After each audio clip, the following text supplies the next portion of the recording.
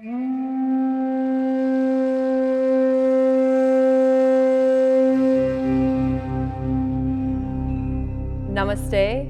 my name is Annemarie. Welcome to the Sattva Connect mini-series, Gemstones as Yogic Support Tools.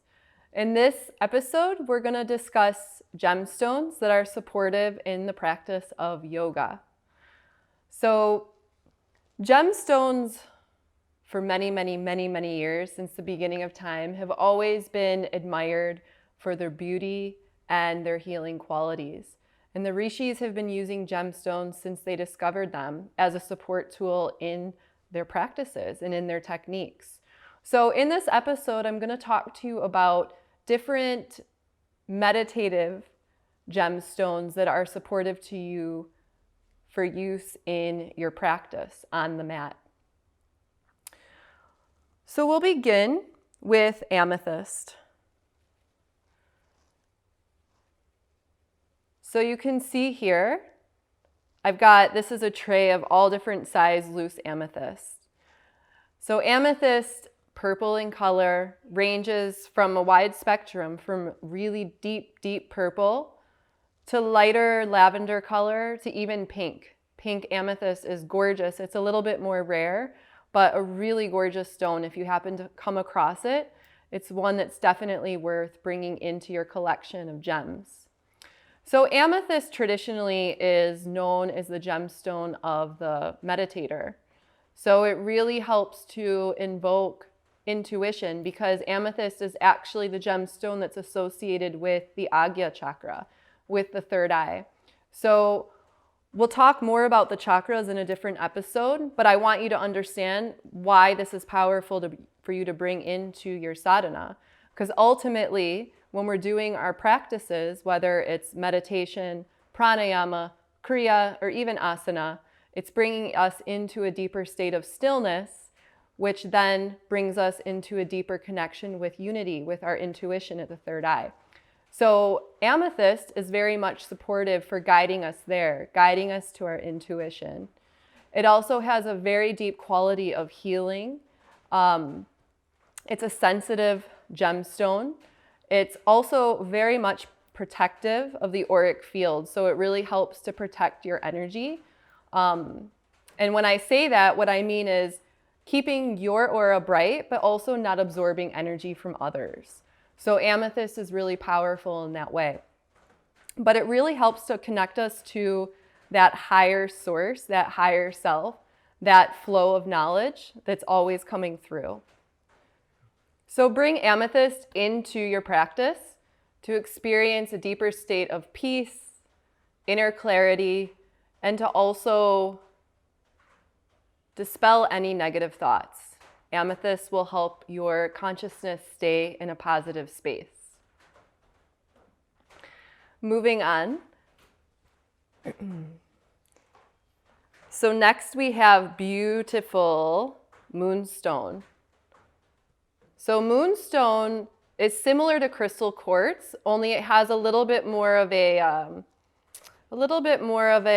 majestical quality. So it has a little bit more of a smoky, iridescent type of color. So it's a cloudy type of white. Now, right here I have all white, but also moonstone comes in what we call rainbow moonstone, which is also gorgeous and a couple of different colors. But moonstone really is all about connecting us to the moon, right? So the moon current.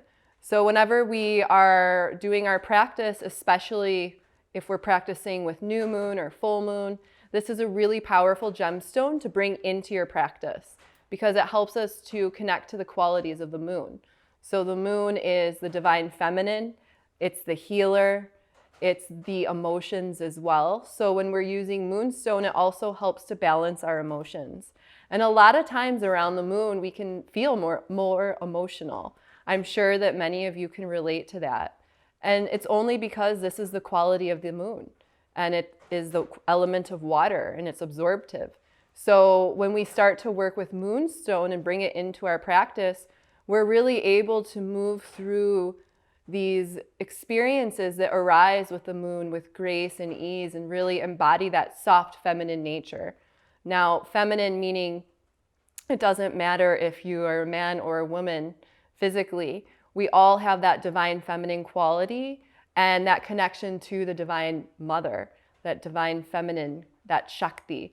So moonstone's a really beautiful way to connect to that on a deep level. And then also moonstone, again, similar to amethyst, and actually the other gems that I'm going to talk to you about, again, really helps to enhance intuition as well. Connects us to that greater energy that's beyond us and really helps us tap into that experience of unity. So this is moonstone.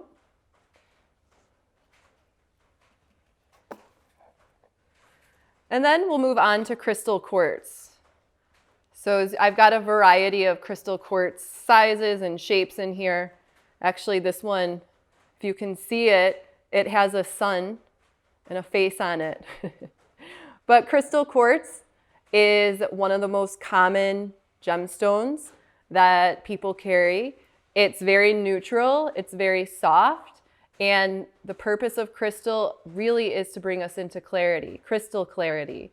So crystal is the crown, it's the 1,000-petal lotus. So it's shapeless, it's colorless, it's really connecting to that which is beyond us.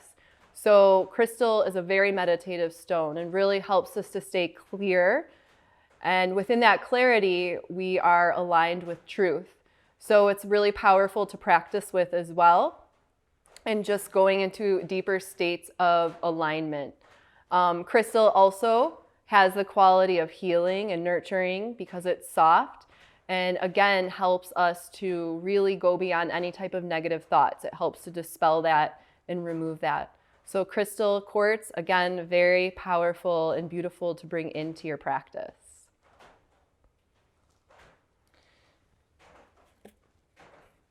And then last here, I have, and it's good that I'm showing you this example of rose quartz. So rose quartz is so powerful to bring into your practice because rose quartz in its soft pink color is all about love. It's all about true, untainted, pure love. And it represents compassion.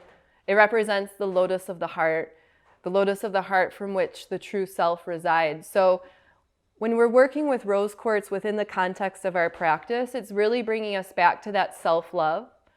And that's where it begins, because if we don't have self-love, then we're not able to give love to others. So when we work with this stone, it really helps us to cultivate these qualities of love within ourselves, but then also share it with others.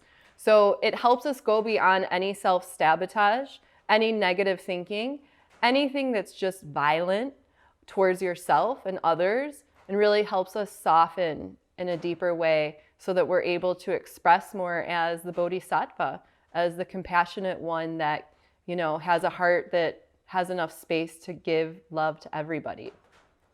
So rose quartz, and you see here, this is actually a tumbled stone. So this is an ideal size gemstone that you would want to work with personally.